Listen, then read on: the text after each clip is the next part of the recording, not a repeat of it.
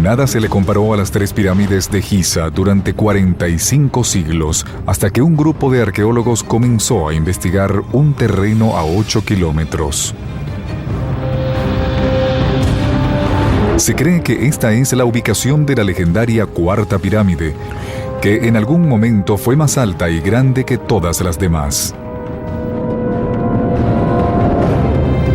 Esta es quizás la más interesante de todas las pirámides. Cuenta la leyenda que un faraón renegado y sanguinario ordenó su construcción, pero su propia familia luego la hizo destruir. Se dice que los crímenes de este faraón eran tan repudiables que su propio hermano quería acabar con su alma. Asesinatos, incesto, megalomanía, luchas fratricidas. Un equipo de expertos se dispone a desentrañar la verdad y recrear la que fue quizás la más extraordinaria de las edificaciones construidas en el antiguo Egipto. Gracias a la ciencia del siglo XXI, retrocederemos 4.500 años para reproducir la pirámide perdida.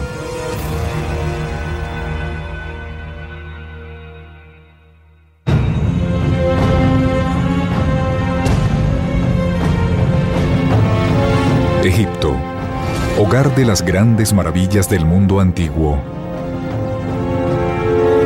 En la meseta de Giza se encuentran 3 pirámides, construidas por 3 generaciones de faraones pertenecientes a una misma familia. Jufu, Jafra y Menkaura, todos de la 4ª dinastía de Egipto, una dinastía como ninguna otra. Durante 150 años fue la familia más fuerte. Fueron la gloria de Egipto, del antiguo Egipto. Para mí fue la época dorada. Para el siglo 25 a.C., Egipto era la civilización más avanzada del planeta y la pirámide el símbolo por excelencia del poder de los faraones. Eran tumbas, eran monumentos, eran la puerta a la inmortalidad. La construcción de las pirámides demuestra tal precisión y maestría técnica que aún hoy nos cuesta entender cómo lo hicieron. En mi opinión, cuando nos acercamos a los bloques utilizados para construirlas es cuando comenzamos a entender la escala en la que pensaban estas personas.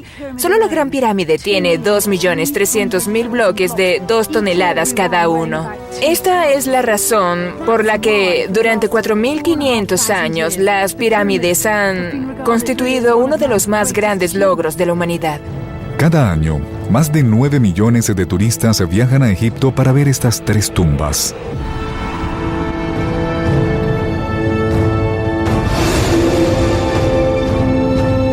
Pero a solo 8 kilómetros de allí, en Abu Rawash, se está excavando las ruinas de lo que podría ser una 4ª pirámide.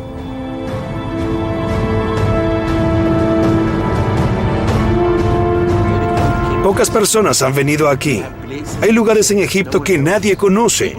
La gente siempre se limita a buscar la pirámide de Jufu. Los arqueólogos están llegando a la conclusión de que la estructura que yace aquí fue construida en la época de la Gran Pirámide, que quizás era más grande que las demás y que podría tratarse de la joya perdida que coronó la era dorada de Egipto. Pensar en pirámides es pensar en la 4ª dinastía, porque fueron ellos quienes construyeron las mejores pirámides, las más grandes, las más sólidas y las que han resistido el paso del tiempo.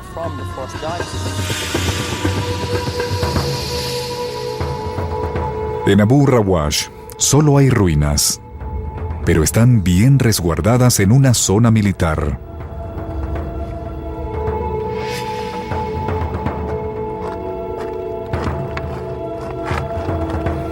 El arqueólogo Michael Valoya es una de las pocas personas a las que se les permite entrar. En 1995 se enteró de la existencia de estas ruinas y desde entonces se ha dedicado a descubrir sus secretos. Es poca la información que nos suministra la historia antigua. Para mí lo más apropiado era concebir una nueva teoría. Y el primer paso en ese sentido era excavar el área. Estas delicadas excavaciones se han estado realizando en secreto y bajo resguardo durante más de 10 años. Sin embargo, el doctor Zahi Hawass, director del Consejo Supremo de Antigüedades de Egipto, recientemente permitió a un grupo de expertos entrar al área para estudiarla y compartir con nosotros sus hallazgos. Muy pocos sabían de Abu Rawash porque se encontraba dentro de una zona militar y solo a mí se me permitía entrar allí. El equipo que estudiará la evidencia está conformado por egiptólogos y arqueólogos de todo el mundo. Lo emocionante de la situación es que se trata de un monumento desconocido para la mayoría. Incluso para los egiptólogos se trata de una suerte de enigma. Creo que solo unos pocos lo han visitado. A muy pocos se les ha permitido entrar. Por eso el hecho de que podamos ver esta tumba espectacular en persona es un gran honor. Tengo mucha curiosidad por conocer a Abu Rawash. Nunca he estado allí. Quiero saber cuán grande es, cuál es su apariencia y cómo la hicieron. El equipo se dispone a determinar si lo que se construyó aquí fue una pirámide u otro tipo de estructura, como un templo, y si la construcción fue abandonada sin terminar o si completaron la edificación y luego la destruyeron. Quieren saber por qué construyeron en un lugar tan inhóspito como este. El profesor Baloya hizo un excelente trabajo aquí, ya que es uno de los lugares en Egipto donde es más difícil excavar. Es frío y hace mucho viento. Sin embargo, Abu Rawash tiene ciertas ventajas sobre el emplazamiento de las demás pirámides. Se trata de una montaña que se extiende hasta el cielo. Antes que una planicie, ¿no es mejor encontrar la cumbre de una colina y coronarla con una pirámide? Según la leyenda, la pirámide que se encontraría aquí la construyó Yedefra, un faraón no muy conocido. Los escasos registros acerca de este gobernante indican que era tiránico y egocéntrico, que llegó a la cima derramando sangre e igualmente murió asesinado. Su vida y reinado transcurrieron durante un periodo turbulento de la historia egipcia. Los primeros historiadores incluyeron de todo en este relato: asesinato, incesto, megalómanos, construyendo tumbas a una escala sin precedentes. Nada menos que un cóctel lleno de intriga.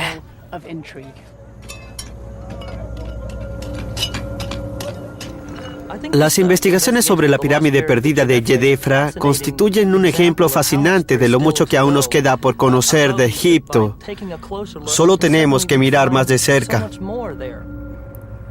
La clara relación de este sitio con Yedefra es la primera pista de que se habría construido una pirámide aquí. Se han encontrado varias imágenes talladas del faraón y las pirámides eran la tarjeta de presentación de su familia. Su abuelo había comenzado esta gran tradición. En Dasur, a más de 30 kilómetros del sitio de excavación, se encuentran dos estructuras muy singulares que marcaron el inicio de una ambiciosa serie de construcciones. La pirámide acodada y la pirámide roja fueron construidas bajo las órdenes de Seneferu, el abuelo de Yedefra. Para construirlas utilizó más piedra de cantera que ningún otro faraón egipcio. Para cuando se completaron, cerca del año 2589 a.C., eran sin duda las estructuras más altas del mundo.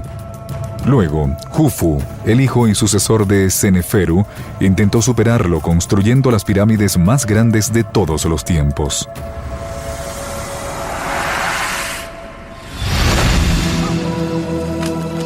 Las obras aún no habían culminado cuando nació el nieto Yedefra.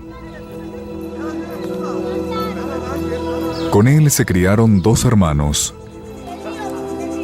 Kawab el mayor, Jafra el menor y una hermana, Jeteferes.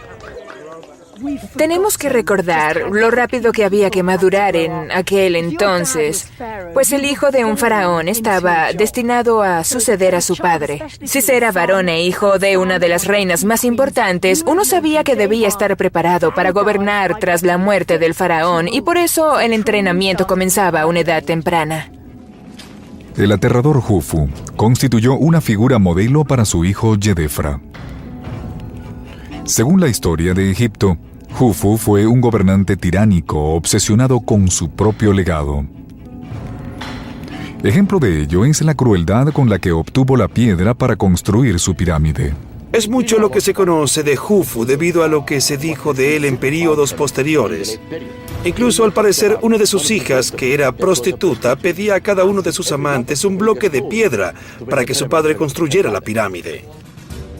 Jufu marcó la pauta a sus descendientes en cuanto a su comportamiento como políticos, gobernantes y constructores. La propia tumba de Jufu, la Gran Pirámide, fue copiada por los faraones que lo sucedieron. Yedefra es el único de la dinastía de Jufu cuya pirámide aún no ha sido encontrada. Yedefra, quien apareció en plena cuarta dinastía, sin duda habría ordenado la construcción de una pirámide. Su abuelo, Seneferu, fue el mayor constructor de pirámides y su padre construyó la más grande de todas. Yedefra comenzó a planear la creación de su propio templo de resurrección, una pirámide, desde el primer día que llegó al trono. Nuestros arqueólogos deben volver en el tiempo para desentrañar la historia de este sitio y la de los que construyeron aquí hace 4.500 años. La idea es ver la estructura que yació aquí a través de los ojos de sus creadores y descubrir cómo la crearon y qué tesoros pudo haber alojado. Solo mediante un examen forense, el estudio del terreno y de documentos antiguos podrán reconstruir la pirámide perdida.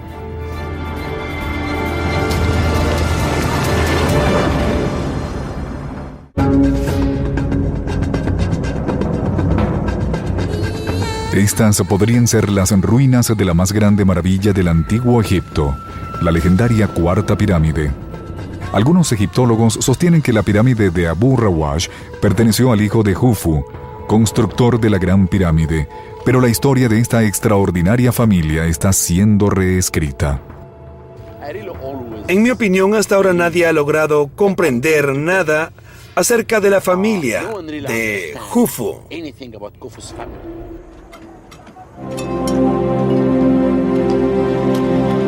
Un equipo de arqueólogos ha estado excavando aquí durante 10 años y ha encontrado algo que, de ser lo que ellos afirman, transformaría lo que sabemos acerca de la Edad de Oro de Egipto.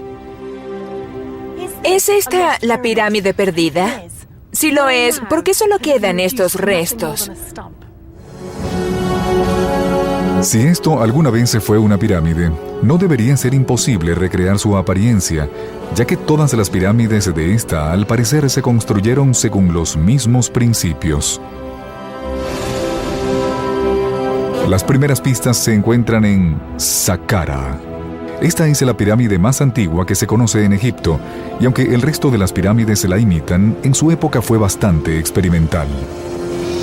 Esta es la pirámide escalonada, mi favorita. La primera pirámide de piedra, la original, el prototipo que estimuló la aparición de cientos de pirámides en Egipto. Lo fascinante es que el intervalo entre lo que se construyó aquí y nuestro hombre, Yedefra, es de solo 50 años. Anteriormente, a los faraones se les colocaba en una sencilla cámara rectangular denominada mastaba.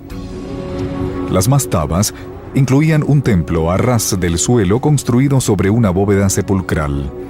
Las pirámides escalonadas constituyen un adelanto en comparación con este diseño que asemeja una caja.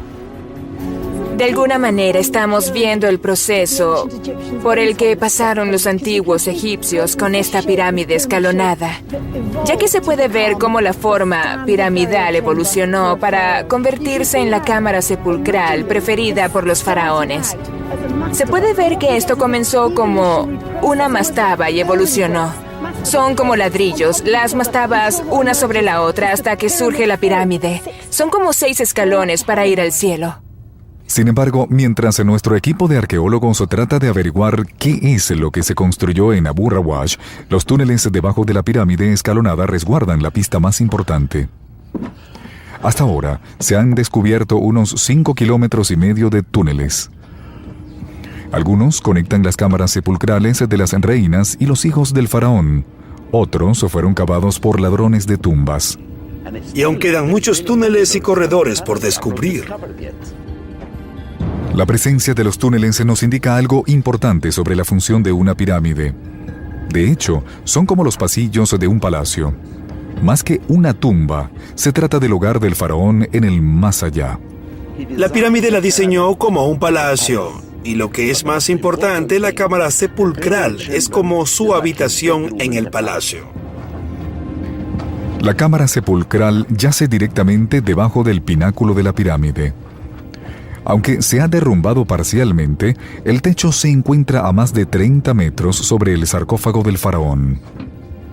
Estamos en la cámara sepulcral más asombrosa que se ha construido, donde el faraón Zoser, el primero de la tercera dinastía, fue enterrado en este sarcófago hace unos 5,000 años. Como pueden ver, se construyó debajo de la pirámide, pero al mismo tiempo dentro de ella. Todas las pirámides del reino antiguo, las de Abu Rawash, Giza y Saqqara, siguen un mismo patrón en cuanto a túneles, corredores y cámaras funerarias.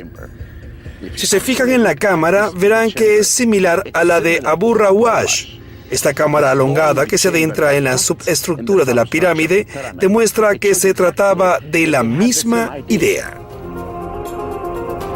Abu Rawash al parecer tiene un espacio casi idéntico, una suerte de pozo de casi 20 metros sin una estructura que lo cubra. Este es un pasadizo para los constructores, y allí se ven los puntos de descanso.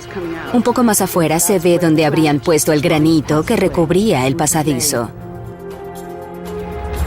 Durante la construcción, se entraba a la cámara a través de túneles anchos, los cuales se hacían más estrechos una vez completada la obra.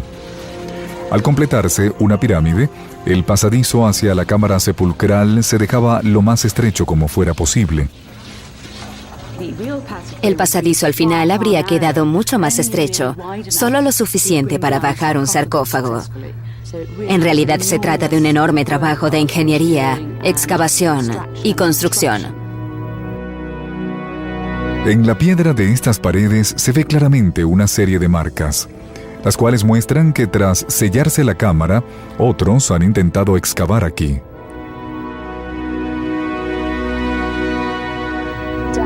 Este hoyo lo hizo un ladrón, y probablemente llega hasta aquí. Este corte blanco en la piedra es un pasadizo hecho por un ladrón. Los tesoros enterrados con los muertos en Egipto son legendarios, y el oro siempre ha sido carnada para los ladrones de tumbas. Seguramente querían entrar a la cámara sepulcral porque creían que estaba llena de sorpresas, querían oro y joyas, y por eso trataron de entrar. Para cavar a mano un túnel como este se necesitan semanas. Además, los ladrones trabajan a tientas, ya que carecen de mapas o planos. Simplemente escogen un punto en el terreno y comienzan a cavar. Para los arqueólogos, es obvio que esto es lo que sucedió aquí. Aquí es donde los ladrones se equivocaron. Bajaron y perdieron 1 o 2 semanas de trabajo. Seguramente alguien quedó bastante molesto porque no dieron con el área que daba a la cámara sepulcral. El hecho de que hubiera ladrones interesados en cavar aquí, además de túneles para el acceso de los obreros, es evidencia de que esto era una cámara funeraria. En ese caso, se habrían tenido que tomar ciertas medidas de seguridad. En Giza, la Gran Pirámide nos indica cómo se habría hecho para proteger los tesoros de Abu Rawash. La primera línea de defensa consistía en esconder la entrada. Dado que las 4 caras son idénticas, se habrían tenido que mover cientos de bloques solo para encontrar la pequeña entrada, y cada bloque pesaba más de 2 toneladas. Para el siglo IX a.C., aún se desconocía dónde estaba la entrada principal, ya que no la podían encontrar. El sueño de todo faraón era construir una cámara sepulcral inexpugnable para mantener a raya a los ladrones de tumba. Sin embargo, no era fácil desalentar a aquellos que buscaban robar las riquezas de un rey. Al igual que en Abu Rawash, se ve en los bloques las marcas de una entrada forzosa, pero en las paredes también se puede leer una advertencia sobrenatural. Al mismo tiempo, los constructores de tumbas depositaron su fe en una barrera un tanto más tangible. Los intrusos que se adentraban por el pasadizo hacia la cámara sepulcral muchas veces encontraban en el camino losas del material más duro utilizado por los egipcios, el granito. Los bloques de granito venían desde arriba y se posaban aquí. Aquí tenemos un bloque. Aquí, un segundo bloque. Y más allá, un tercer bloque. Todos caían y sellaban la tumba del rey para siempre. Sin embargo, en la práctica, esto no era suficiente.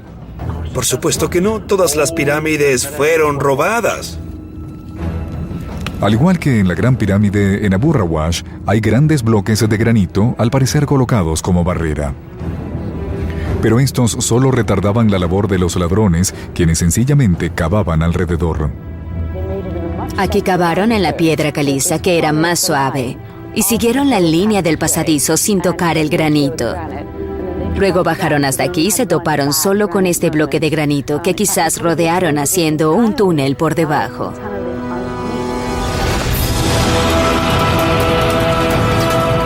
Las pistas sugieren que esta fue la cámara funeraria de Yedefra y que hace mucho tiempo la saquearon. Nada queda de lo que alguna vez hubo aquí. Esto demuestra que a Yedefra lo enterraron aquí con sus pertenencias. De lo contrario, ¿por qué habrían de robar una tumba vacía? La evidencia encontrada indica que estas ruinas son lo que queda de una pirámide. Esta podría ser la cámara del faraón olvidado, Yedefra.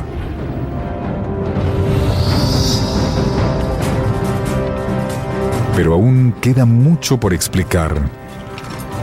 Pues resulta difícil imaginar la energía que se necesitaría para derribar algo de semejante tamaño.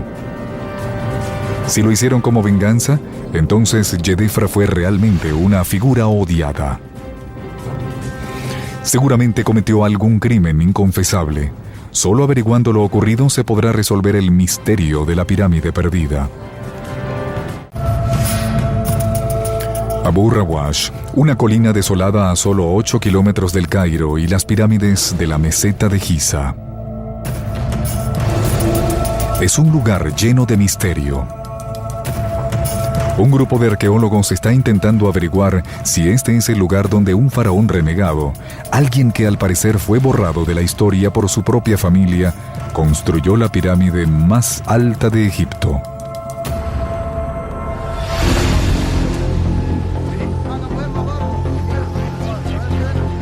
Gran parte de lo que sabemos acerca de estas ruinas son producto de las primeras excavaciones llevadas a cabo en Abu Rawash a principios del siglo XX por el egiptólogo francés Émile Chassinat. Chassinat fue el primer hombre de la era moderna que se encontró cara a cara con el faraón Yedefra, el rey olvidado de la cuarta dinastía de Egipto, el hijo de Jufu, constructor de la Gran Pirámide. Para nosotros es importante imaginar lo que ocurrió aquí hace 4.500 años. Este rey es un misterio. No sabemos nada de él. En la excavación de Chassinat fue donde se descubrió el nombre de Yedefra. Es muy poco lo que se dice de Yedefra en los textos antiguos, aparte del hecho que gobernó solo durante 8 años. Sin embargo, a medida que excavaba Chassinat, descubrió varias imágenes del faraón, todas en pedazos. Poco a poco comenzó a encontrar las pistas de un oscuro secreto de la Edad de Oro de Egipto. Lo que encontró estaba dañado o destruido. Había estatuas de sus hijos y 3 estatuas de Yedefra. Todo completamente destruido. Para los antiguos egipcios, las estatuas de la realeza eran como seres vivientes.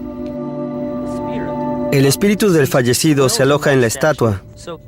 Por eso, al destruir las imágenes, literalmente se estaba destruyendo la existencia de la persona en el más allá. Uno podía eliminar el ser, no solo en la tierra, sino en la otra vida, para siempre.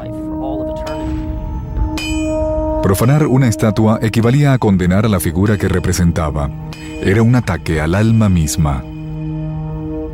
Las imágenes no tenían una función decorativa ni conmemorativa. Su función era prolongar el culto al rey, por lo que si se destruían las estatuas, estas dejaban de funcionar y se tornaba imposible seguir alimentando el espíritu de Yedefra. Eso significaba una muerte en el más allá, la muerte final. El arqueólogo se dio cuenta de que la destrucción de las estatuas debía ser castigo para un crimen horrendo.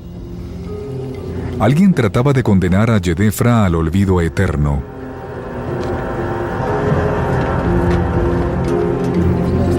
Lo peor que le podía pasar a alguien en el antiguo Egipto, especialmente a un gobernante, era que le borraran el nombre. Perder el nombre era como perderse a sí mismo. Era como estar muerto. Aunque algo le ocurriera al cuerpo, el nombre era garantía de que el alma podía sobrevivir. Shasina comenzó a investigar la historia de la Cuarta Dinastía y llegó a una conclusión que concordaba con los hechos. En su versión de los hechos, el príncipe Kawab, el hijo mayor del gran Jufu, era el heredero. Kawab repentinamente desapareció de los registros, por lo que Shasina asumió que lo habían asesinado. En su opinión, el que más se beneficiaba con ello era el segundo en la línea de sucesión, Yedefra. A finales del siglo XIX y principios del siglo XX, los historiadores se guiaban mucho por el instinto. Ellos asumían que todo faraón debía tener una gran historia relacionada con él, pero cuando no tenían los jeroglíficos que confirmaran lo que pensaban, sacaban un poco de aquí y allá de una forma que hoy sería imperdonable desde el punto de vista histórico. Shasina apoyó su teoría en una evidencia circunstancial. Habiendo muerto su hermano, Yedefra inmediatamente se casa con la reina que acaba de enviudar, su propia hermana. Emil Shasina tomó esta idea y armó con ella una historia de detectives. Yedefra había matado al verdadero heredero, se hizo con el poder y huyó de Giza.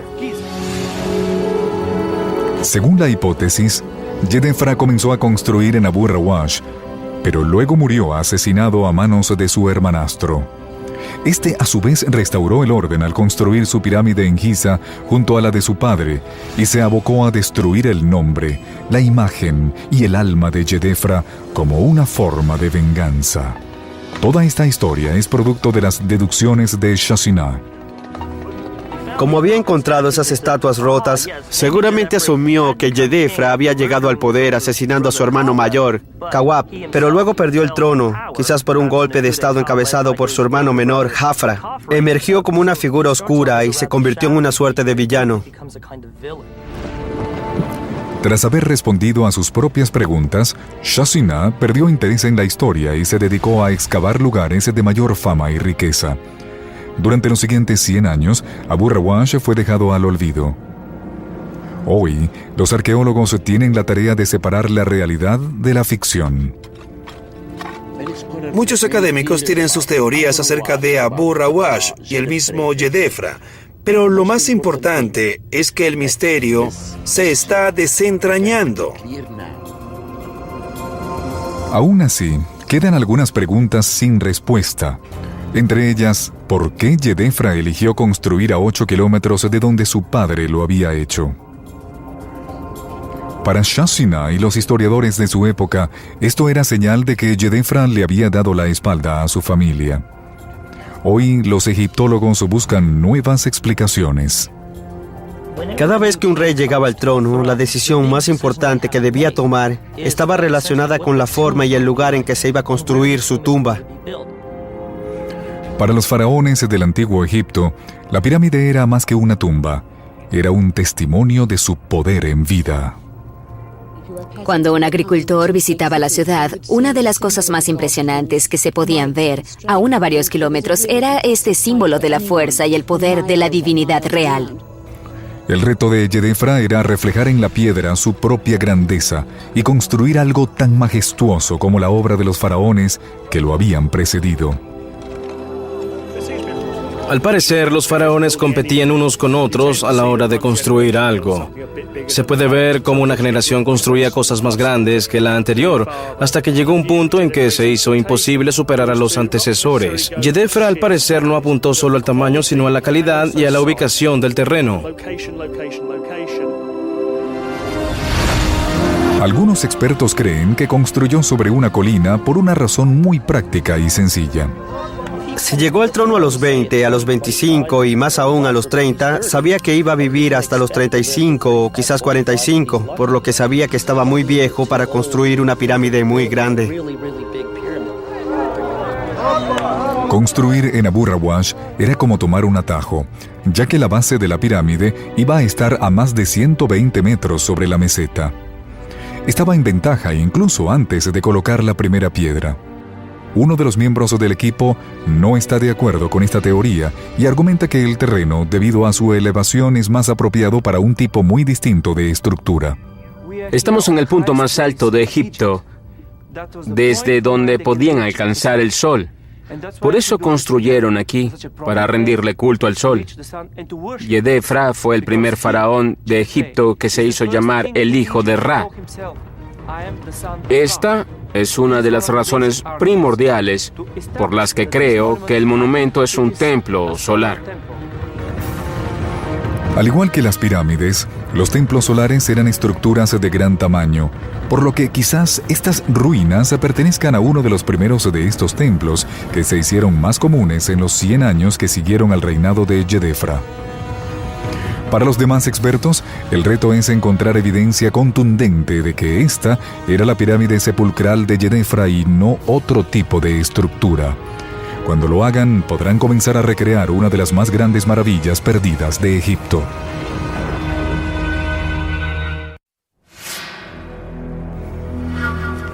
Actualmente, Abu Rawash es un sitio de excavaciones arqueológicas en Egipto, ubicado muy cerca de una zona militar.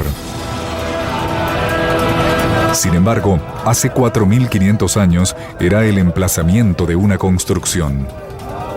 Cientos de esclavos bajo las órdenes del faraón Yedefra transportan bloques de 2 toneladas desde el fondo del valle hasta el tope de una colina de 120 metros. El reto para los albañiles de Yedefra es construir la más alta de las estructuras en la historia de Egipto. En cambio, el reto para los arqueólogos de hoy es determinar qué es esta estructura y qué ocurrió con ella. Actualmente solo tenemos restos sobre la cima de una colina y resulta muy difícil saber cómo era la estructura en su forma original. Para eso es que los arqueólogos han estado trabajando todos estos años. Era la primera vez en la historia egipcia que se intentaba construir algo de semejante escala en el tope de una colina. La tarea de los ingenieros no tenía precedentes, ya que requería la movilización de cuantiosos recursos. Una pirámide es mucho más que una pila de bloques amontonados en el medio del desierto. Es parte de un complejo económico, administrativo y arquitectónico más grande.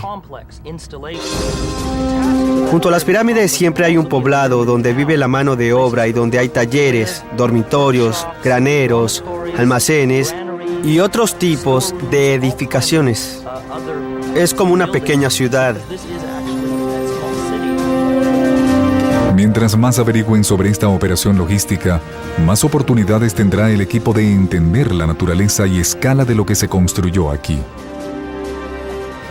Para identificar este sitio como el emplazamiento de una pirámide, tendríamos que encontrar algunos elementos básicos. Si los encontráramos, entonces podríamos avanzar y decir que aquí había una pirámide. Las imágenes satelitales indican la existencia de una rampa hecha por el hombre.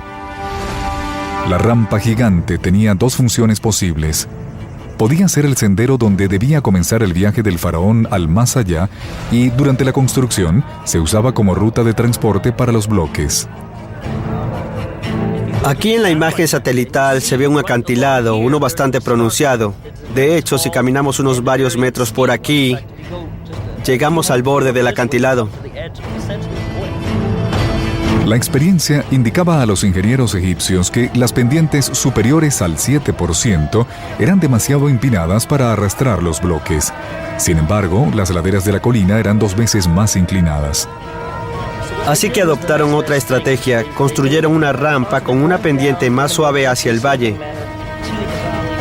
Lo que hicieron fue suavizar el borde de este gran acantilado. Los ancestros de Yedefra daban a la construcción de la rampa un mayor significado religioso. Según la tradición, la vía debía ir de este a oeste, paralela a la ruta del sol. Los egipcios orientaban sus pirámides según los puntos cardinales. Por supuesto, el oeste era muy importante, porque era donde el sol moría, donde a uno lo enterraban antes de renacer en el este. La rampa construida aquí, de más de 1,5 kilómetros, es la más larga en todo el antiguo Egipto.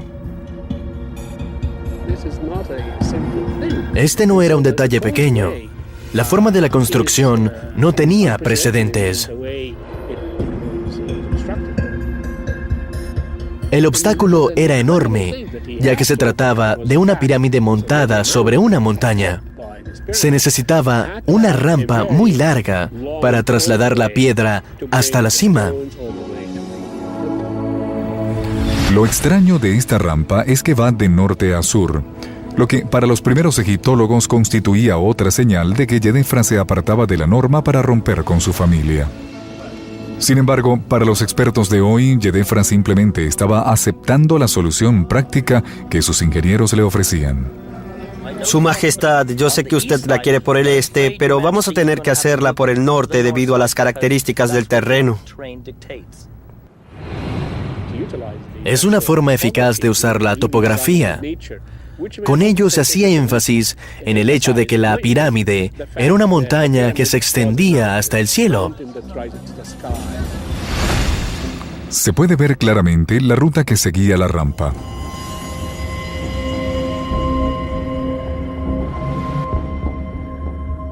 El extremo inicial apunta a una cantera que aún está en uso, luego de 4.500 años. Esta es una de las canteras de la zona.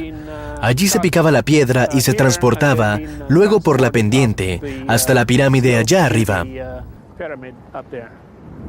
Según cifras estimadas, de este lugar se sacaron unas 325.000 toneladas de piedra caliza durante el proyecto de construcción de Yedefra. De esta cantera se ha extraído suficiente piedra para construir una pirámide. No hay dudas al respecto. Sin embargo, hay muchos bloques aquí que no son de piedra caliza y que fueron traídos de otro lugar.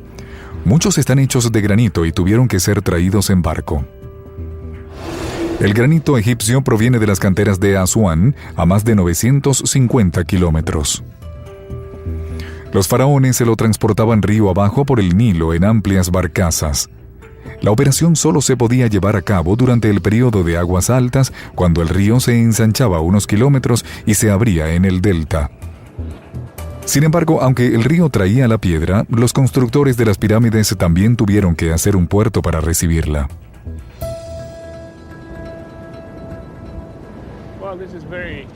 Resulta muy emocionante, porque al parecer aquí se encontraba el puerto, cerca de la depresión que formaba el extremo inicial de la rampa. Es un lugar interesante en el que afortunadamente aún no han construido nada. Incluso se puede ver el área más baja, que seguro formó parte del puerto y se conectaba al Nilo mediante un canal. Otra tarea esencial para la construcción de la pirámide era el traslado de la piedra desde el río hasta la colina, para lo cual seguramente cavaron canales. Tenemos evidencia de la época del Reino Antiguo de que había un gran canal construido paralelo al río Nilo. De ese gran canal cavaron otros canales más pequeños que conducían a cada una de las pirámides. Esa era la única forma de traer piedra de otras regiones para la construcción de las pirámides. La presencia innegable de un puerto, una cantera y una rampa indica que se trataba de una operación llevada adelante por miles o quizás decenas de miles de personas. Y a todas se les debía suministrar comida y alojamiento. Los arqueólogos están de acuerdo en que era imposible construir una pirámide a menos que hubiera alojamiento en las inmediaciones para la mano de obra.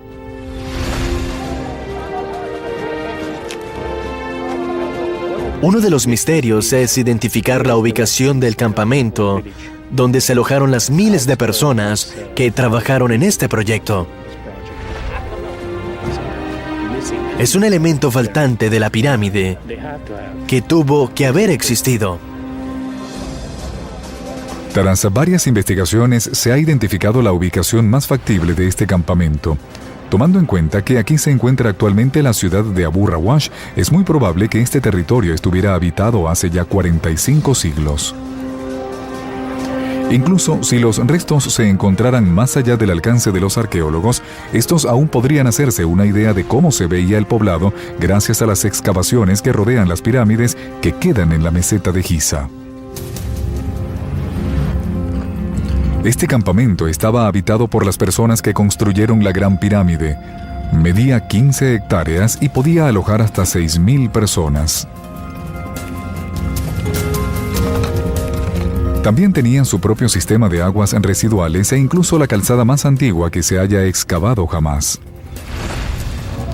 De acuerdo con los registros de la época, sabemos que aquí trabajaron tanto conscriptos como artesanos especializados, entremezclados en grupos a los que se les daba alimento según el esfuerzo realizado. Esta era gente joven, la que trabajaba para el elegido, el faraón, el hombre más poderoso de la tierra. Lo hacían en equipos y estaban bajo la dirección de los mejores albañiles y arquitectos. Era muy importante cuidar de la mano de obra, ya que para cargar bloques de piedra de varias toneladas había que gozar de buena salud. La evidencia en el terreno indica que el proyecto de construcción en Abu Rawash era de gran escala, comparable en tamaño a lo que se ve en la meseta de Giza.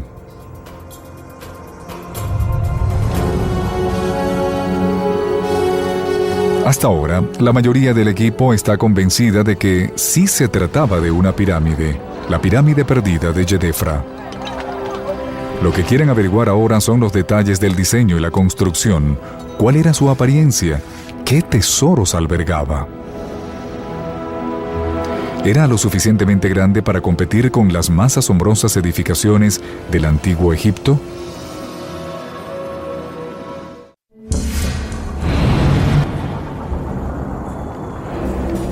A 8 kilómetros al norte de la meseta de Giza, se está revelando al mundo importantes hallazgos producto de 10 años de excavaciones.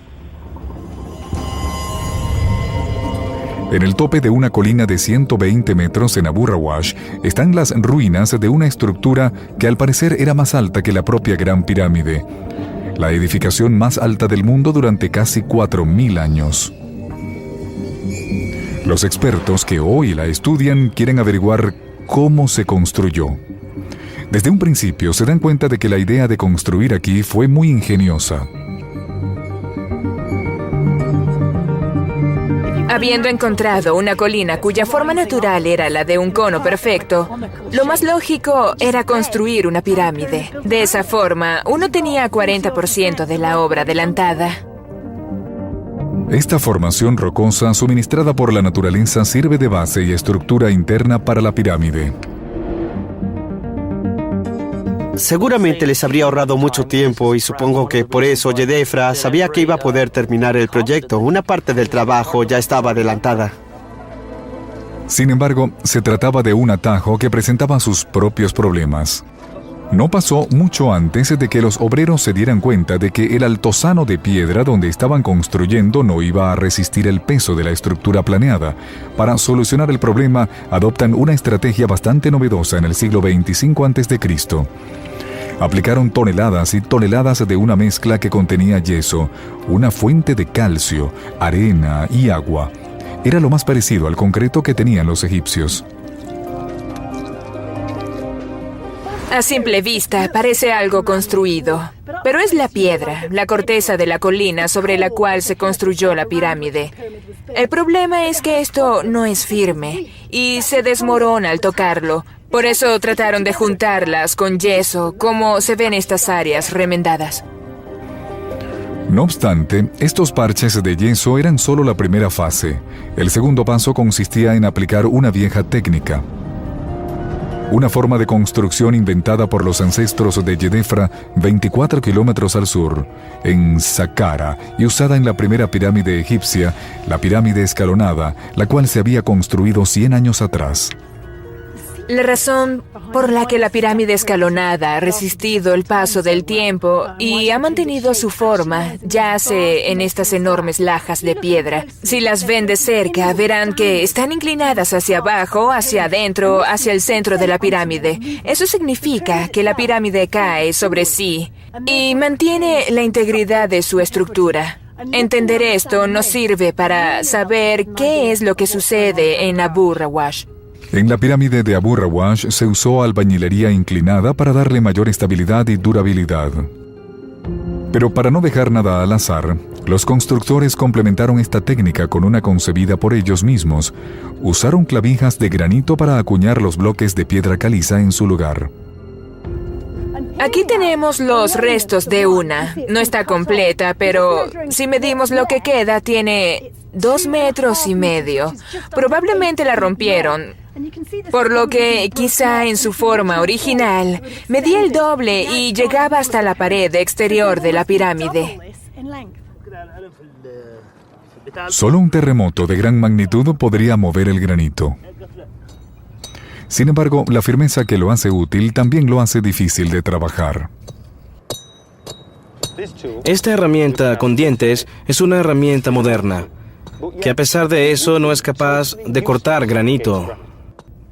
Aún así, hace 4.500 años, los ingenieros de Yedefra, con tecnología poco sofisticada y bastante mano de obra, encontraron la manera. Voy a cortar este extremo con la sierra, pero primero debo hacer una marca en la piedra. El pedernal es más duro que el granito y puede marcar la superficie de este. Con este martillo de piedra, puedo marcar la superficie así. Lo mejor que había en el siglo XXVI a.C. eran las sierras de cobre. Sin embargo, el cobre por sí solo no podía cortar granito, por lo que se aumentaba el peso de las asas y se echaba arena entre los dientes de la hoja para que los cristales de cuarzo crearan un filo más resistente y abrasivo. Haciendo esto miles y hasta millones de veces, poco a poco, se lograba cortar el material. Lo único que hacía falta era tiempo.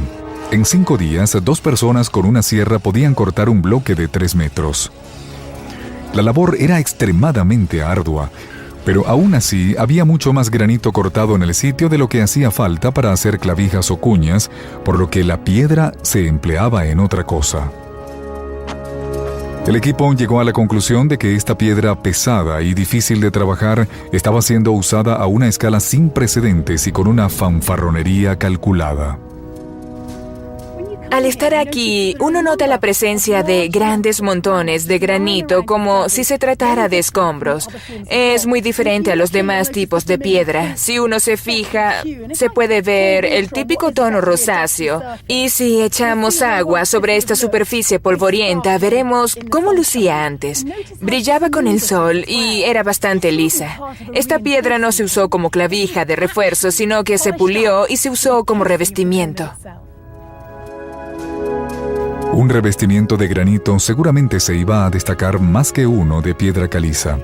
El material era costoso para trabajar y transportar, pero pulido para que brillara bajo el sol. Se habría considerado un símbolo de riqueza, estatus y poder. Tomando en cuenta lo costoso que era este material y lo engorroso que era traerlo en términos de mano de obra y distancia, usar mucho granito en una pirámide era prácticamente como cubrirla en oro.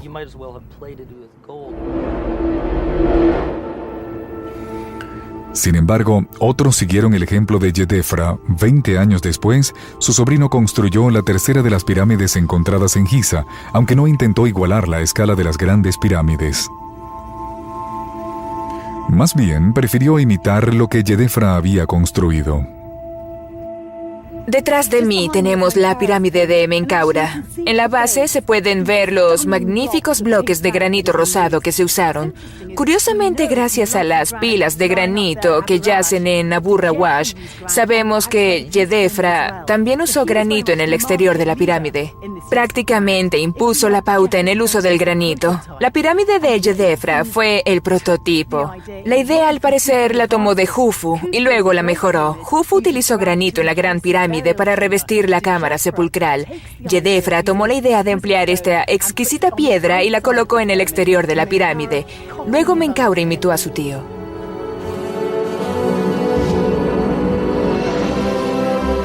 Jufu prácticamente no utilizó granito en la construcción de su pirámide. La piedra caliza es el material que escogió debido a que se conseguía en las inmediaciones y le permitía construir algo grande en tamaño. Yedefra, en cambio, buscaba otra cosa. Su uso del granito en el exterior de la pirámide no se debe solo al deseo de ostentar, sino también de crear algo duradero y garantizar que su recuerdo sobreviviera y superara al de los demás faraones. Al cubrirla de granito, estaba dejando en claro que iba a construir una pirámide más duradera que la de su padre. Claro que habría sido demasiado costoso cubrir toda la pirámide de granito. Menkaura solo revistió la parte inferior. No obstante, si los expertos averiguaran qué tan alto llegaba el granito y lograran calcular el tamaño de la pirámide de Yedefra, entonces tendrían una imagen completa del exterior de la estructura. Lo que tenemos aquí es una pieza de granito en buen estado, con la que se revistió la parte inferior de la pirámide de Yedefra. Aquí estamos a 6 metros del suelo, pero creo que el revestimiento de granito superaba los 13 metros.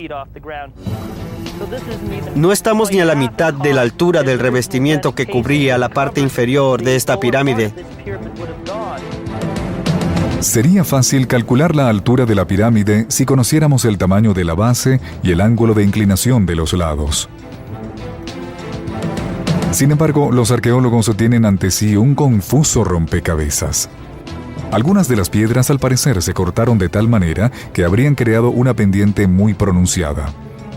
La estructura en ese caso habría sido difícil de construir y además inestable.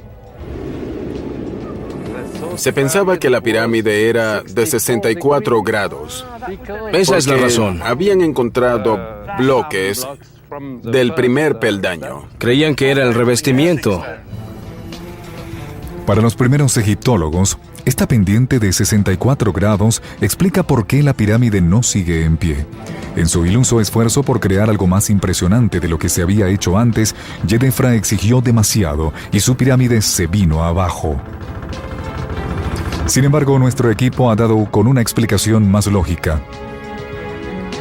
Si las piedras fueron colocadas con la pendiente hacia abajo como piedras de fundación a un ángulo de 12 grados, los costados de la pirámide tendrían una inclinación de 52 grados, el mismo ángulo observado en la Gran Pirámide. Entonces tenemos los 64 grados, a los que restaremos 12 grados para la base. Sí. Nos quedamos entonces con una pendiente de 52 grados hasta allá. Con esta base se puede calcular la altura de la pirámide. Es de casi 67 metros sobre la cima de la colina. El vértice, como en todas las pirámides de esa época, debía funcionar prácticamente como un pararrayos que concentrara toda la magia de la estructura. En Dashur, donde se encuentra la pirámide roja, se ha reconstruido uno de estos objetos. Esto aquí es un piramidio o ben-ben, como solían llamarlo. Se colocaba en el tope y probablemente se cubría de electro, una aleación compuesta de cobre, plata y oro. No era difícil imaginárselo brillando con los primeros rayos del sol.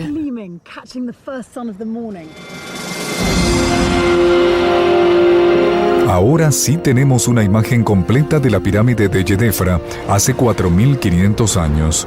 Medía 68 metros y medio sobre una colina de más de 120 metros. El pináculo era de electro, los costados de suave piedra caliza y la base, una banda de 12 metros de ancho de granito pulido traído de Asuán. La pirámide de Djedefra no tiene nada que envidiarle a los otros grandes logros de la época dorada de Egipto. Y para los arqueólogos en la excavación, eso significa que debemos cambiar la forma en que la historia recuerda al faraón. La construcción de la pirámide de Djedefra no fue un fracaso como la gente creía, fue más bien un éxito. Fue muy singular en cuanto al uso de los materiales y el ambiente, para darle al rey un monumento sobre la montaña desde donde pudiera ver lo que había sido su reino, la tumba de sus ancestros y, por supuesto, sus sucesores. Para Djedefra, esta tumba debía coronar la gloria de su reinado y consolidaba su puesto en la eternidad. Pero algo imprevisto sucedió.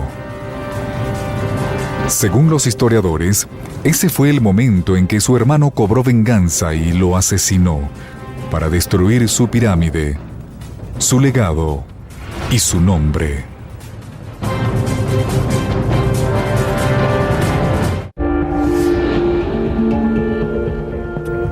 A 8 kilómetros al norte de las pirámides de Giza, un grupo de arqueólogos estudia lo que pudo haber sido la pirámide más alta de Egipto.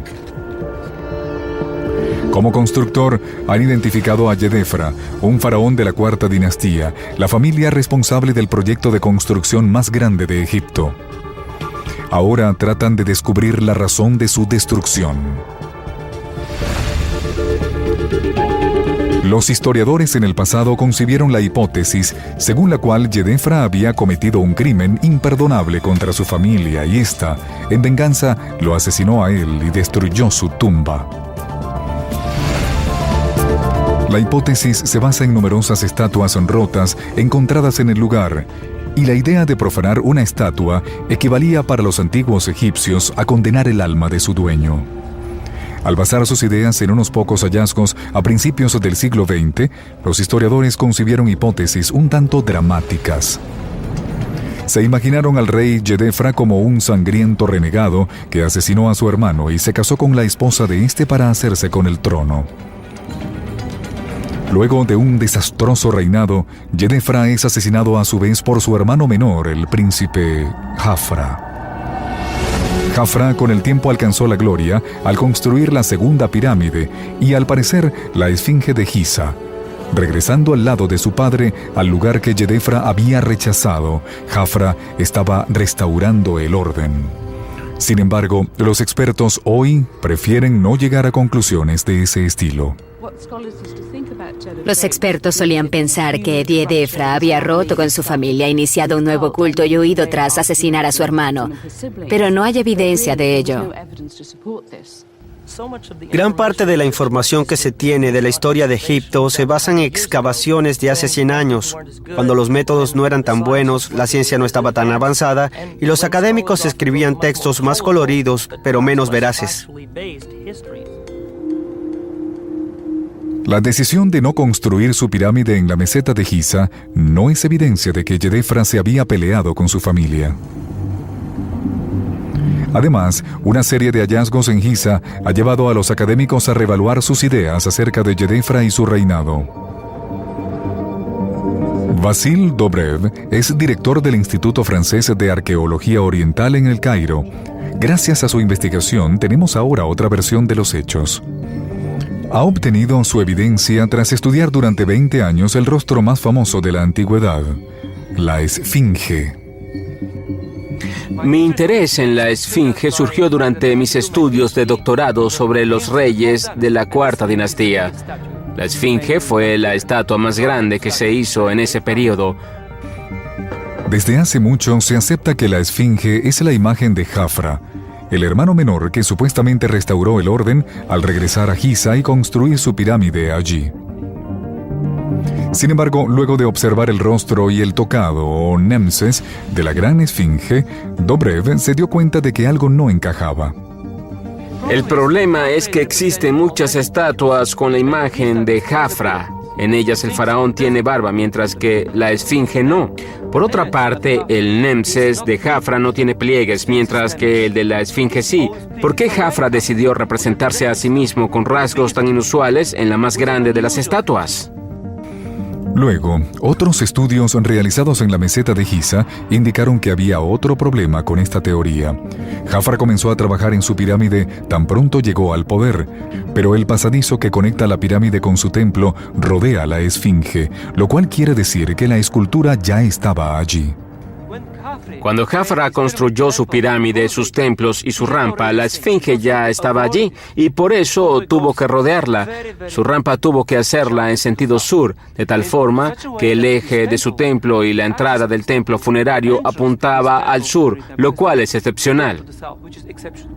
Los estudios arqueológicos más recientes indican que la esfinge es más antigua que la pirámide de Jafra. En este punto volvemos al principio. Si no era de Jafra, ¿de quién era entonces?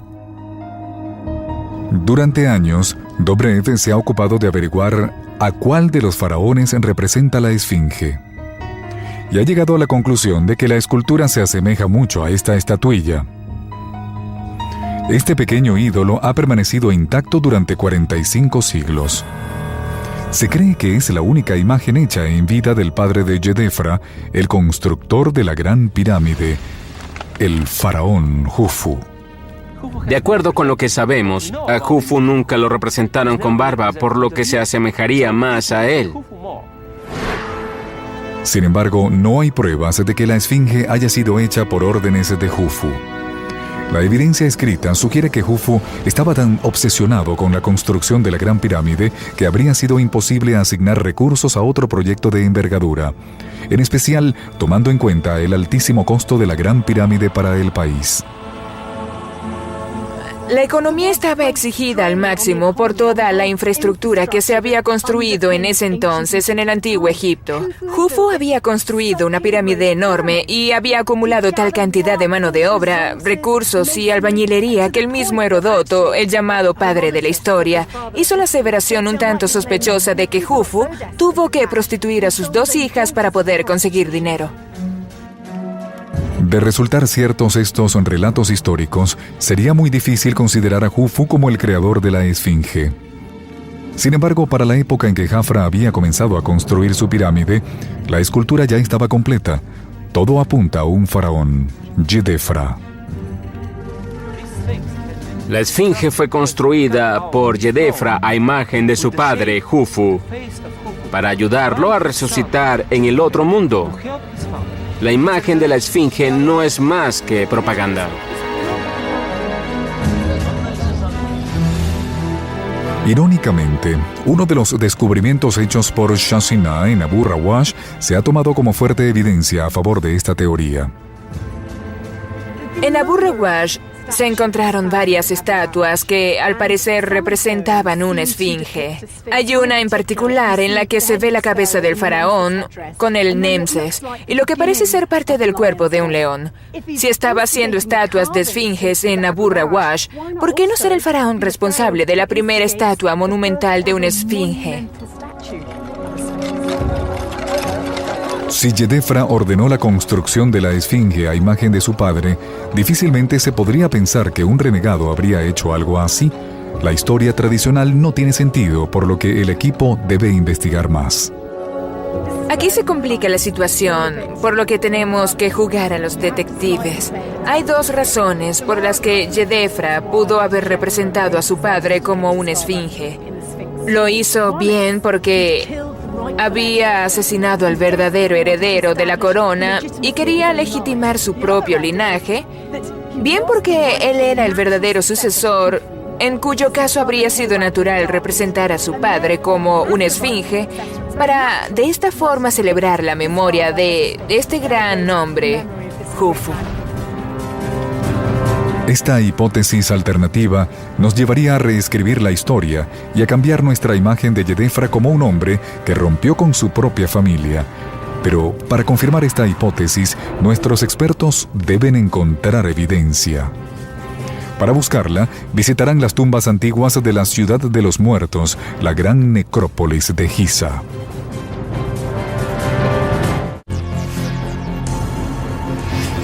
En la cima de una colina, dentro de una zona militar restringida, se encuentran las ruinas de Abu Rawash.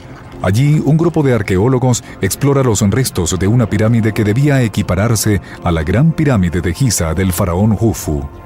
Jufu y su familia siempre serán recordados. Incluso hoy día la gente sigue hablando de Jufu, de su hijo Khafra y de Menkaura. El público no sabe que esta es quizás la pirámide más interesante de todas. Su constructor fue el hijo de Jufu, Yedefra, cuya verdadera historia es ahora el objeto de estudio del equipo. La búsqueda los lleva a algunas de las edificaciones más extraordinarias creadas por esta civilización. Durante mucho tiempo se consideró a Yedefra como un villano, cuyo nombre fue borrado de la historia de Egipto porque había asesinado a su hermano para hacerse con el poder. Se había dicho también que este faraón le había dado la espalda tanto a su familia como al sagrado sepulcro de esta. En Giza lo que uno encuentra es nada menos que un extraordinario paisaje de tumbas dinásticas. ¿Por qué entonces uno de los hijos de Jufu, Yedefra, sintió la necesidad de venir hasta aquí y construir esta pirámide de la que casi no queda nada? Hasta ahora, el equipo ha descubierto que en vez de rechazar a Jufu, su padre, es muy probable que Yedefra haya tallado la esfinge en honor a él. Un foso junto a la pirámide de Jufu contiene evidencia que corrobora esta hipótesis. Este foso solía contener una de las tumbas más fascinantes en todo el antiguo Egipto. Una barca sagrada.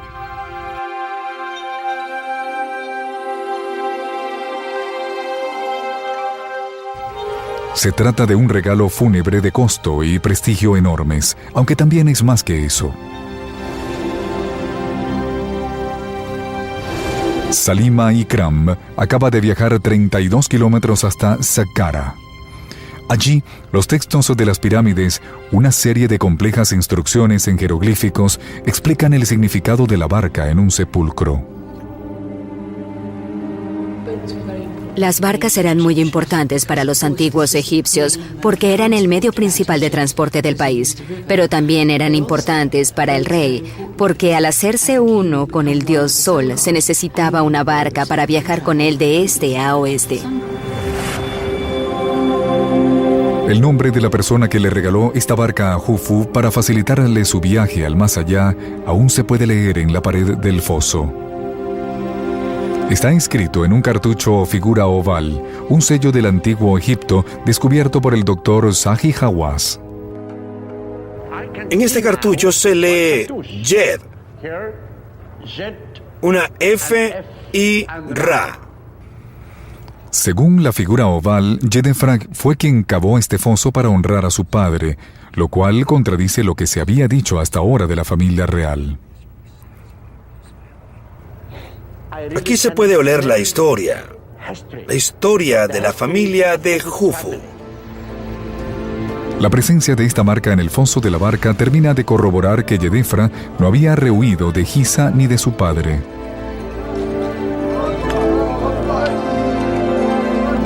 Cuando Jufu murió, Yedefra quería decir a todos que él era su hijo y que lo había sucedido como rey. Por eso, colocó el cuerpo de su padre dentro de la pirámide e incluso una barca. La puso él mismo y dejó sus figuras ovales para confirmarnos que todo estaba muy bien.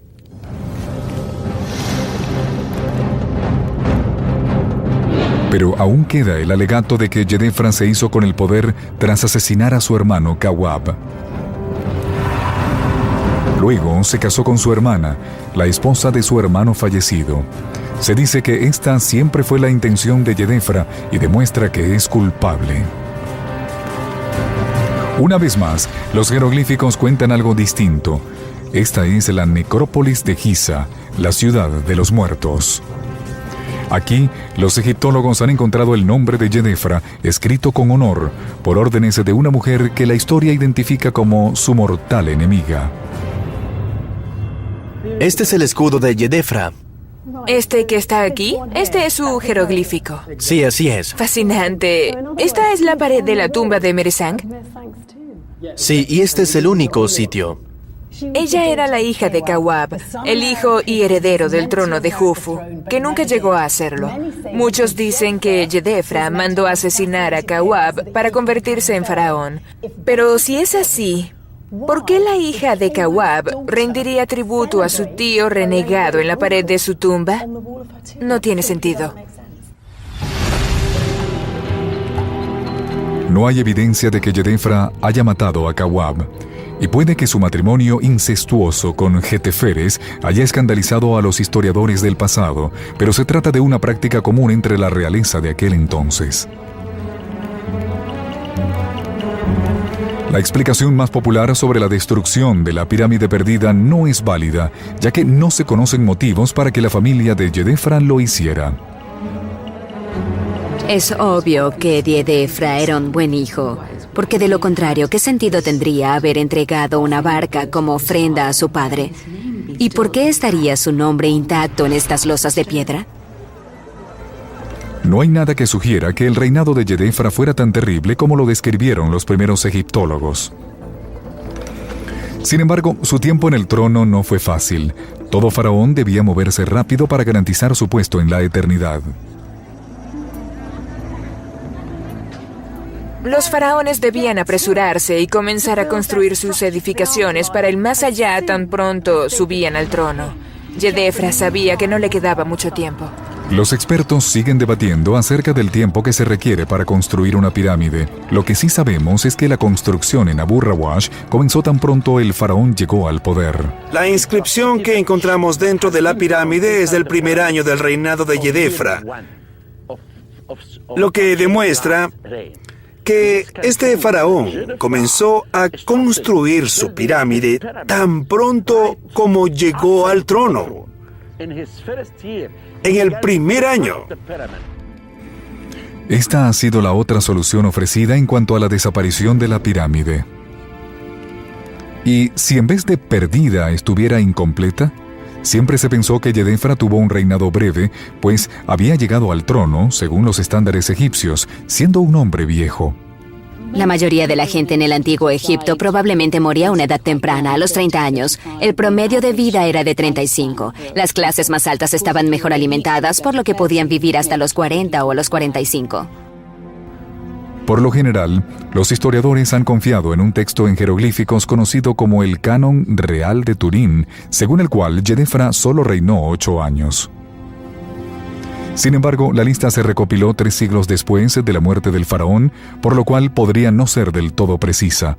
La figura oval en la fosa de la barca contradice esto, ya que data del 11º censo hecho por Yedefra.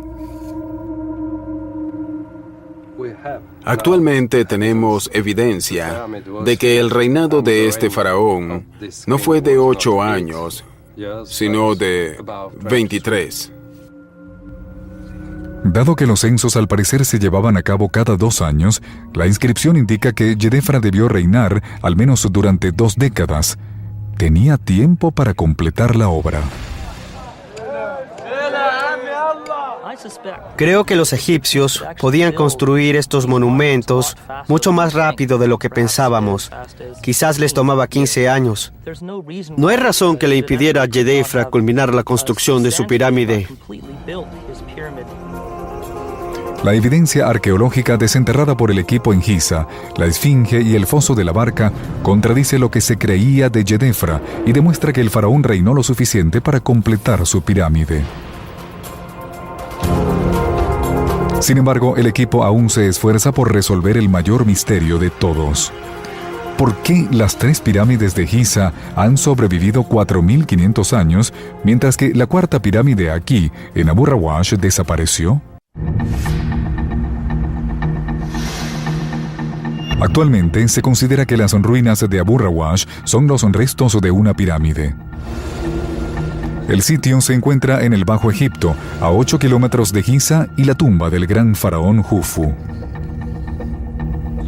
Se cree que la pirámide perdida fue construida por el hijo de Jufu, Yedefra, y luego destruida como venganza por los crímenes que éste cometió contra su familia.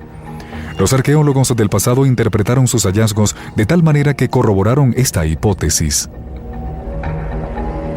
Se creó una detallada historia de intriga y asesinato en el Palacio Real. Yedefra se molestó con su padre, Jufu, y huyó a Abu Rawash, no porque fuera un sitio espectacular, sino por la rabia que le tenía a su padre. Luego el honrado Jafra ascendió al poder y volvió a poner todo en su sitio. Sin embargo, las excavaciones más recientes demuestran que casi todo lo que se creía acerca de Yedefra y este lugar es falso. Se había asumido que las estatuas en pedazos encontradas aquí eran evidencia de que Yedefra había sido un renegado.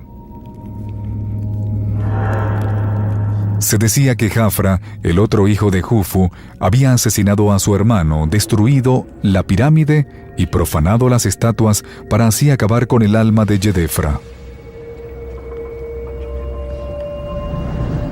Claro que hay casos en los que se nota que las estatuas han sido profanadas para manchar la memoria de alguien. Se toma un cincel y se desfigura el rostro de la imagen. Se le sacan los ojos, la nariz o las orejas, cualquier cosa que dé a entender que es intencional. Sin embargo, no todo daño debe ser interpretado como un acto deliberado de sacrilegio. Estas estatuas tienen 4.500 años. Al parecer no había nada personal contra Yedefra, ni hubo profanación intencional con las estatuas. Algunas solo se rompieron por accidente. La interpretación tradicional de los arqueólogos en torno a estas estatuas dice mucho acerca de lo que querían creer, pero no nos ayuda a conocer más sobre Yedefra. Las excavaciones más recientes revelan evidencias que no fueron tomadas en cuenta por los primeros que excavaron aquí, en Abu Rawash. Se trata de una red de edificaciones que al parecer se encontraba junto a la pirámide. Por primera vez, gracias a las excavaciones más recientes, tenemos evidencia de que había sacerdotes aquí en el templo, encargados de mantener el culto al rey hasta que culminó la quinta dinastía. Esto demuestra que el complejo de la pirámide había sido terminado. El complejo sepulcral era la estructura más importante, aquella sin la cual ninguna pirámide podía estar completa. El edificio está ubicado al este de la pirámide y su función es permitir a los súbditos seguir alimentando el alma del faraón una vez que éste ha muerto. Para los egipcios, era vital que el rey tuviera un complejo funerario en funcionamiento, donde el sacerdote de su culto pudiera alimentar el alma del faraón una vez que éste muriera. Un lugar que sirviera de puente entre este mundo y el más allá. Al morir, el faraón se convierte en una divinidad. El templo funerario se construye entonces para que el sacerdote del culto pueda adorarlo. Un estudio del terreno donde se encuentra el templo en Abu Rawash sugiere que el culto de Yedefra era tanto poderoso como devoto. Hemos encontrado cientos y hasta miles de estas cosas aquí. Están por todo el lugar, pero la mayoría revisten la rampa y las paredes del templo. Se colocaban pequeñas ofrendas como incienso o trozos de fruta o pan o gotas de vino. Luego traían esto al templo y lo ponían en el suelo. Es obvio que Yedefra estuvo enterrado aquí porque el culto duró muchos años. A él se le consideraba el protector de esta región.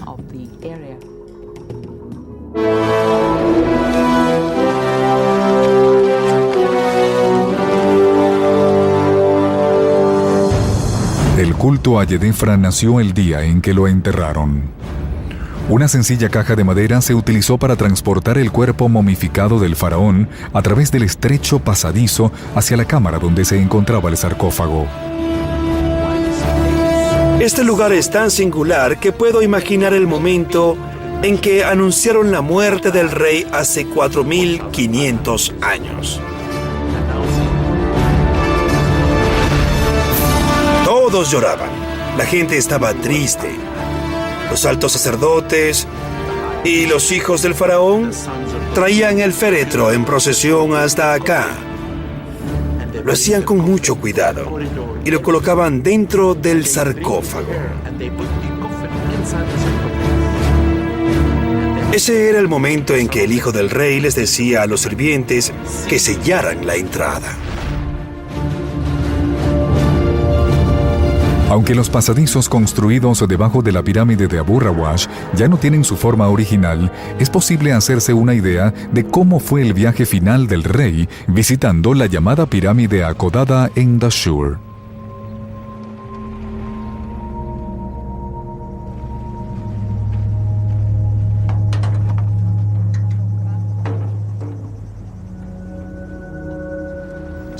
El funeral de Diedefra seguramente fue muy dramático. Llevaron el féretro por este pasadizo estrecho e inclinado hasta el sarcófago. Los sacerdotes recitaban sus cánticos y oraciones.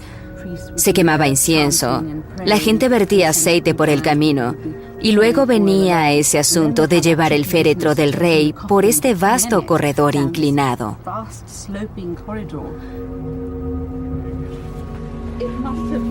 Seguramente fue bastante engorroso para los sacerdotes arrastrar el féretro por este empinado pasadizo, tratando en lo posible de no faltarle el respeto al faraón y mantener el gesto de sumisión. El paso al otro mundo comienza en absoluta oscuridad. Para Diedefra era muy importante descender hasta las entrañas de la tierra, porque si no se pasaba por la oscuridad absoluta era imposible volver a la luz. Los egipcios tenían varias creencias relacionadas con la reencarnación. Para algunos, uno se fundía con la tierra, para otros uno se reunía con los dioses y la estrella del norte. Para un tercer grupo, uno se unía al dios solar. Diedefra era de los que creían que uno se fundía con el dios del sol. Los sacerdotes de Diedefra creían que el espíritu de éste, una vez liberado de la tierra, debía elevarse hacia la luz y convertirse en parte del sol. Diedefra fue el primer rey que incorporó el apelativo del dios solar Ra en su propio nombre. También fue el primer rey que se hizo llamar hijo del dios sol. Diedefra formó un vínculo que duró mucho después de su muerte y de que terminara el reinado de su familia. El sol y el faraón, con su poder y majestad, eran fuente de luz, vida y riqueza para Egipto. Él fue el que introdujo el título Hijo del Dios Sol, que luego adoptaron los demás faraones de la historia.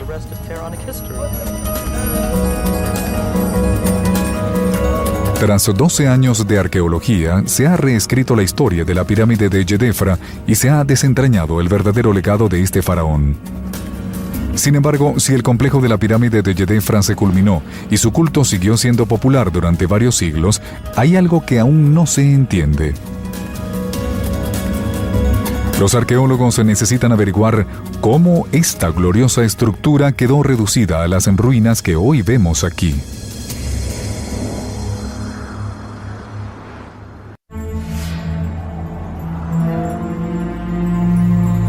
El faraón Diedefra completó su pirámide. Le rindieron culto como una poderosa deidad, y los faraones que lo sucedieron adoptaron el apelativo Hijo del Dios Sol. Además de ser el constructor de la Esfinge, la estatua más famosa y admirada del mundo antiguo, con su tumba en Abu Rawash, definió lo que debía ser la pirámide perfecta.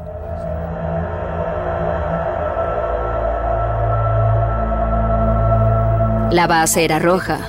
Más arriba había una sección blanca y brillante de piedra caliza. La parte superior quizás era de granito o basalto y la punta o vértice estaba cubierta de oro. 3 secciones con 3 colores muy fuertes y simbólicos. Al construir sobre una colina, los ingenieros de Diedefra le otorgan una significativa victoria, una pirámide un tanto más alta que la Gran Pirámide. Es una hazaña de la ingeniería, pues solo tenían 50 años de experiencia en la construcción de pirámides. Aunque apenas estaban comenzando, ambas estructuras, la Gran Pirámide de Giza y la que está aquí en Abu Rawash, son casi idénticas en cuanto a su elevación sobre el nivel del mar. Una línea trazada entre los dos vértices marca el límite septentrional del llamado Campo de las Pirámides. En menos de un siglo, se construyeron más de 100 estructuras similares entre este lugar y Dashur al sur. Actualmente no hay duda de que la pirámide de Djedefra estaba completa y funcionó como lugar de culto hasta mucho después de la muerte del faraón.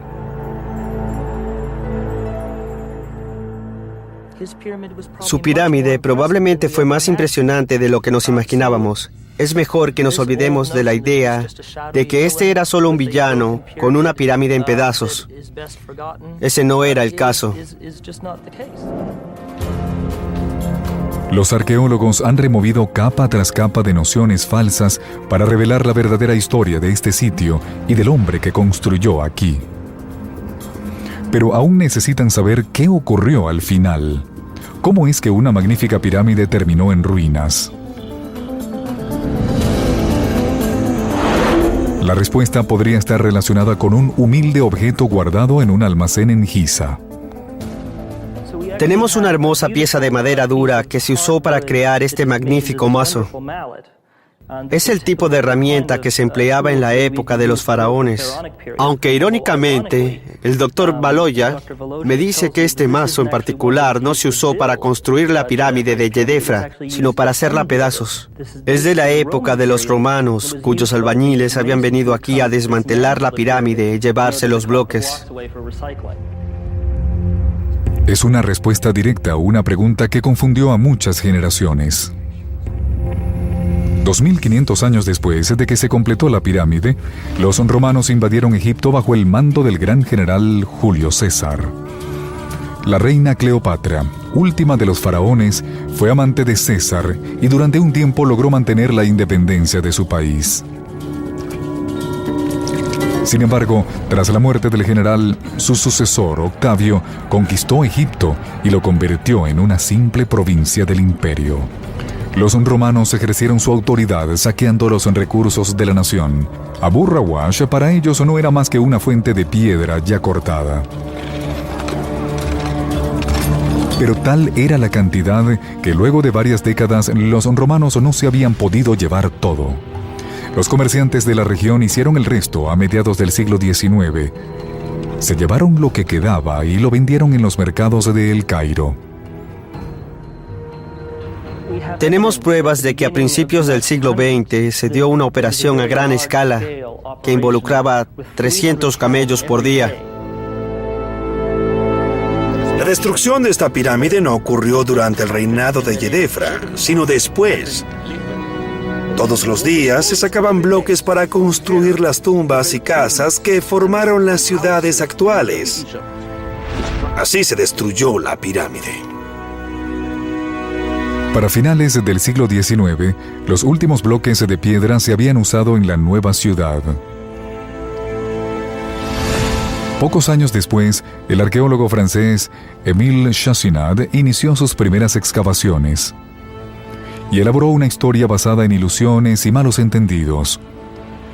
Para él, las piedras habían sido robadas hacía miles de años por la vengativa familia de un malévolo rey. Era el comienzo de un mito. Pero actualmente, el trabajo de los arqueólogos ha arrojado luz sobre la verdadera historia de la era dorada de Egipto y su más grande dinastía. Uno de los propósitos de mi investigación es volver a poner a Djedefra en el mapa de la historia. Lo habíamos sacado en los años 30 del siglo anterior, pero que al principio de pongamos a Djedefra donde debería estar y demostremos que fue un rey importante. Djedefra desempeñó un papel como uno de los grandes constructores de pirámides. Estas edificaciones no dejan de sorprender a aquellos que entran en la antigua tierra de los faraones. Y Y es fácil olvidar que todas surgieron de la ambición de una sola familia. Para mí, la cuarta dinastía es la más importante de la historia. Creo que el número de bloques que se movieron durante ese periodo es igual al de toda la historia de Egipto. De todos los miembros de esta familia, el nombre de Yedefra fue el que se manchó y se dejó al olvido. El hijo del poderoso y despiadado Jufu ascendió al trono tras la muerte de su hermano y reinó durante más de 2 décadas.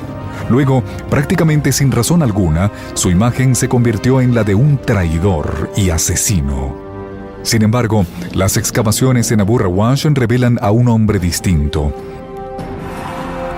Un hombre decidido y obediente, reverenciado en vida y después de muerto. Un hombre responsable de un proyecto tan ambicioso como el de cualquier faraón.